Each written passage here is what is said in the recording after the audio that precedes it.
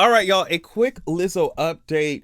She has plans to countersue the same dancers that are suing her. Also, her lawyer has been over here in the news saying some stuff. So let's get into it.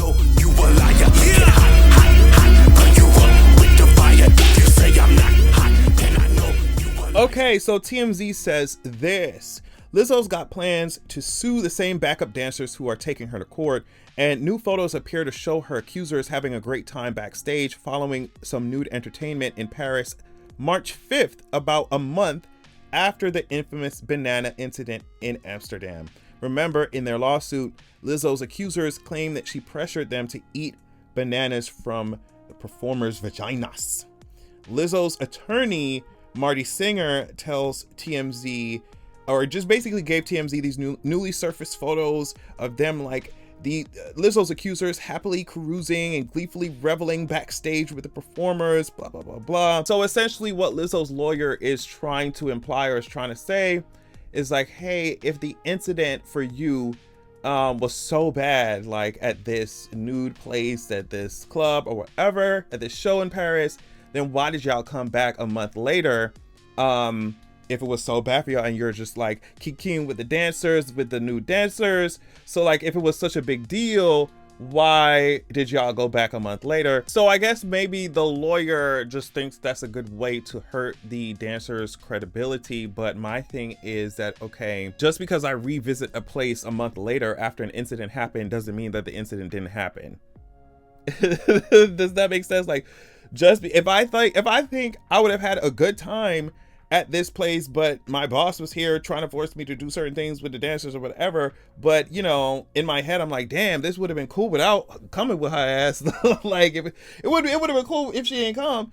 And I revisited a month later. Does that not mean that all the shit that happened, that that these dancers allegedly went through, didn't happen? So I just don't think that this is a strong enough receipt for the lawyer to be waving around talking about, oh yeah, well girl, y'all went back.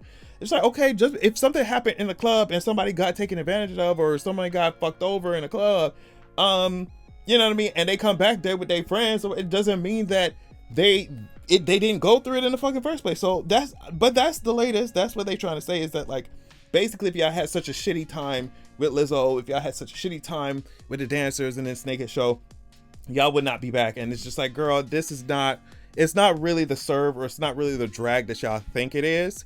And I just, like I said, if you got the receipts, bring them. But this to me is just very much like, oh, well, you went back. Oh, you went back to Paris? You went back to the same club after? Yes, girl, I had a bad experience allegedly with a person, with, not with the club. I don't think this is as strong a receipt as they want it to be. Like, so the lawyer for the dancers says this: we've been hearing from other former employees of Lizzo, of course, sharing similar stories.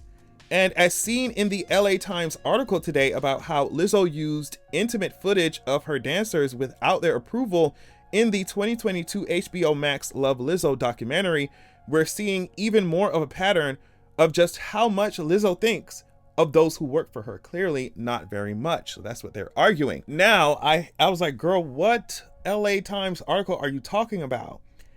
This is coming from LA Times, apparently 6 months before this lawsuit that we're talking about with her dancers. 14 dancers who appeared in her Love Lizzo documentary had settled a dispute over not being compensated for their participation in her documentary. Now, like I said, it's a completely different incident that happened 6 months before this. Apparently, in that incident, the dancer's manager expressed frustration that the performers had not consented to the filming. This is the HBO documentary, and weren't compensated for their appearance in it, in which Lizzo was also a producer. So this is what the dancer's manager, Slay Smiles, said. After seeing all of the videos, I'm sure you realize how sensitive and private the dialogue was for the talent involved. This was supposed to be a safe space to express and share with the principal talent, Lizzo. So by sharing this unauthorized footage to the public without their approval / permissions has truly exploited these women and violated the emotional safety they had in those moments. So yeah, those are the major pieces of information that you have to know when it comes to this update with Lizzo. Like I said before, it just gives me very weird energy. It gives me weird energy. Because if you had real tea, if you had real receipts, if you you know what I mean? I just feel like you would not be relying on, hey, y'all went back to the club. If I did all the things that you're saying, why did y'all go back to the club a month later? That's not giving me nothing. Like, that's really not giving me nothing. It might give something to other people, you know, it might just really be like very convincing to other people that, like, oh, well, yeah, you know, they must not have clearly had a bad time, or they must not have been, you know, taken advantage of in any kind of way if they went back to the club. Like, I'm sure there's some people saying that shit, but I am not saying that. It wasn't the club that was the problem. It wasn't the dancers that was the issue. It was apparently, allegedly, okay, it was Lizzo, right? That's what the dancers are claiming, that it was Lizzo. So if Lizzo isn't at the club when you go back, it's not as strong of a receipt, like I said, that it's just not as strong as they think it is. And then on top of that, to find out that 6 months before this case even came up, that 14 dancers settled.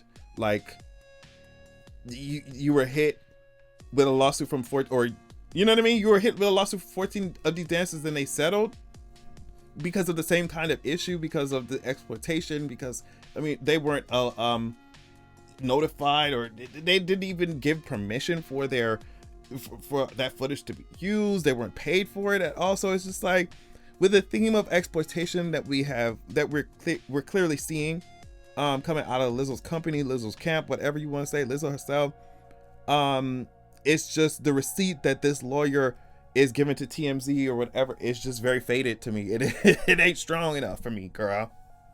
It ain't strong enough for me.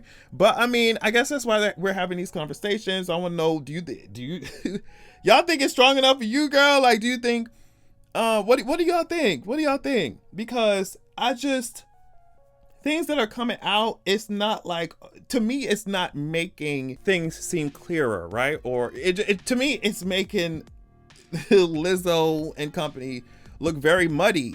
You know, it's muddying the waters instead of cleaning it up, right?